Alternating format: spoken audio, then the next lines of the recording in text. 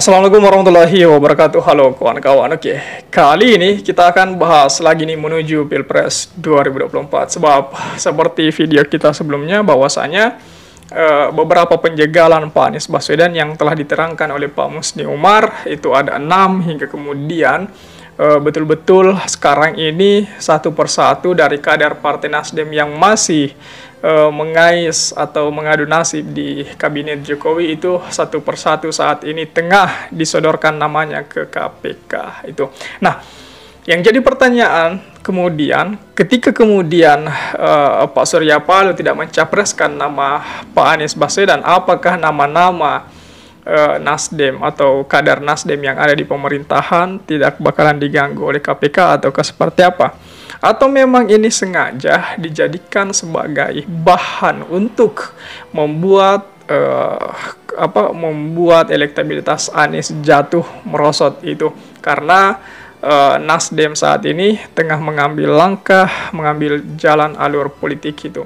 Dan jika memang karena Nasdem menyodorkan atau mencapreskan Anies sehingga kader-kadernya saat ini akan dipenjarakan, maka itulah yang kita sebut sebagai kejahatan politik itu.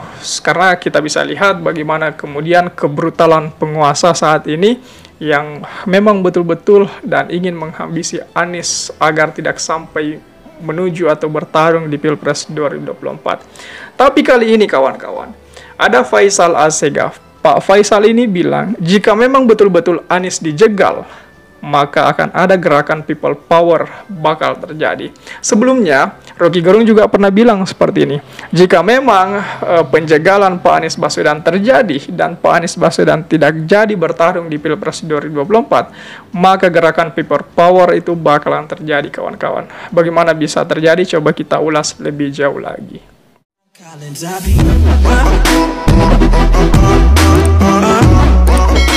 Perubahan wacana sistem pemilihan umum memasuki babak akhir ditandai dengan ditolaknya uji materi yang dilakukan ke Mahkamah Konstitusi kemarin kawan-kawan. Kritikus Faisal Assegaf mengatakan ia sendiri tak terlalu acuh dengan isu itu sejak awal kawan-kawan. Apakah sistemnya akan terbuka atau tertutup? Sebab sejak gugatan itu muncul telah ditolak keras oleh 8 partai politik itu. Nah, lebih jauh lagi ia mengatakan apa yang berlangsung selama ini hanya Sri Mulat politik itu. MK, PDIP, dan Istana tidak mungkin nekat bertindak konyol. Semua itu cuma Sri Mulat politik dan banyolan aja. Tujuan untuk menjebak dan menghardik oposisi itu. Jadi tujuannya sebenarnya itu kawan-kawan. Seperti itu yang penjelasan dari Pak Faisal Assegaf ini selaku kritikus kawan-kawan. Nah, mestinya elemen pro perubahan fokus menggalang penguatan koalisi partai politik untuk memastikan Anies Baswedan sebagai tokoh sentral perubahan tidak dijegal kawan-kawan. Karenanya, ia menyarankan elemen pro perubahan fokus saja memastikan Pak Anies Baswedan tidak dijegal di pemilihan presiden itu. Jadi sebenarnya kemarin itu masalah proposal tertutup dan terbuka itu hanyalah sebuah Sri Mulat politik itu. Ya hanya sekedar pengalihan isu sementara agar orang-orang tidak terlalu fokus kepada koalisi perubahan. Karena memang sebelum isu-isu tentang proporsional pemilu itu ada, koalisi perubahan betul-betul menguasai panggung jalannya politik tanah air kawan-kawan. Tetapi setelah kemudian isu-isu tentang adanya proporsional tertutup atau terbuka itu barulah kemudian semakin hari koalisi perubahan redup di media karena ditutupi dengan isu-isu itu. Tetapi sejauh ini kawan-kawan bahwasanya koalisinya Pak Anies itu semakin kuat, semakin dikenal dan banyak sekarang kalangan muda itu tengah fokus untuk menelusuri siapa Pak Anies, rekam jejaknya, dan bagaimana kepemimpinan Pak Anies yang sebenarnya itu.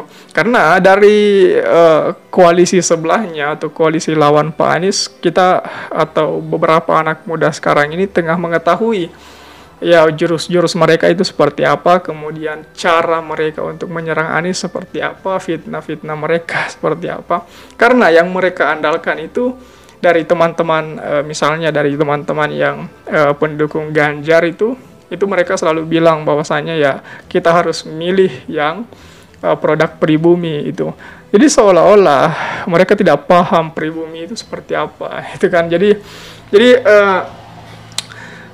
apa ya, opini-opini semacam itu ya saya pikir sudah usang kawan-kawan. Kita sekarang ini perlu melihat siapa rekam jejak yang baik dan siapa ide serta gagasan yang baik itu. Nah, lebih lanjut lagi di sini kawan-kawan, jejaring oposisi harus lebih jeli dan cerdas untuk menghindari berbagai isu yang diproduksi oleh agen status quo yang tujuannya mengobrak-abrik solidaritas oposisi. Jadi seperti itu kawan-kawan. Ini juga menjadi apa ya, semacam saran kepada koalisi-koalisi perubahan saat ini, yang utama itu Demokrat itu. Karena Demokrat kemarin sudah punya rencana untuk bertemu dengan PDIP kan, AHY dengan Ibu Puan itu.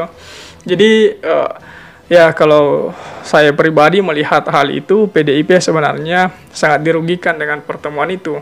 Karena dengan pertemuan itu maka PDIP menegaskan dirinya bahwasanya ya mereka masih lemah sehingga masih membutuhkan kawan koalisi, ya kan?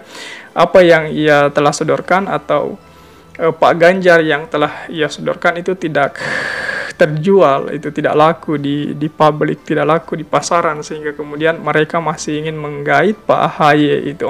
Jadi itu yang kemudian sampai sejauh ini kawan-kawan masih menjadi apa ya, tujuan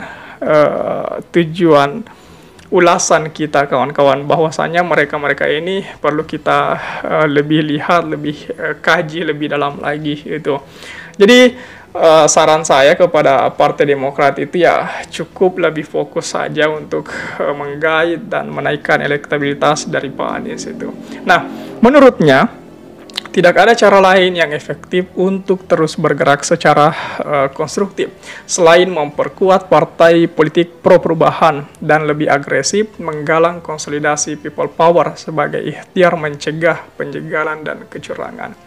Bila kedaulatan politik rakyat terus diobrak-abrik untuk menjegal Pak Anies dan partai koalisi, maka pilihan people power itu tidak bisa dihindari. Intervensi kekuasaan harus dilawan melalui solidaritas rakyat secara tegas itu. Rapatkan barisan, lawan seluruh modus-modus jahat dari praktik kekuasaan yang semena-mena. Semakin solid dan agresif oposisi menyuarakan perubahan, semakin terbuka peluang bagi rakyat mengakhiri ketidakadilan. Jadi seperti itu yang ditegaskan, yang telah disampaikan oleh Pak Asegaf ini. Jadi itu kawan-kawan, bahwasanya saat ini memang nama Pak Anies Baswedan dan Koalisi Perubahan terus terlihat laju dan terus digaungkan di berbagai kalangan di desa-desa dan pelosok tanah air. Nah, bagaimana kemudian akhir dari semua ini? Apakah kemudian Pak Anies Baswedan berhasil dijegal ataukah seperti apa? Menurut kawan-kawan gimana? Coba tulis di kolom komentar. Oke, share juga video ini supaya banyak yang tahu informasi ini dan juga bisa ikut nimbrung di kolom komentar. Oke kawan-kawan, jadi saya pikir itu saja dulu. Terima kasih telah tiba di sini. Jangan lupa subscribe agar tidak ketinggalan pada video selanjutnya. Sekali lagi terima kasih dan wassalamualaikum warahmatullahi wabarakatuh.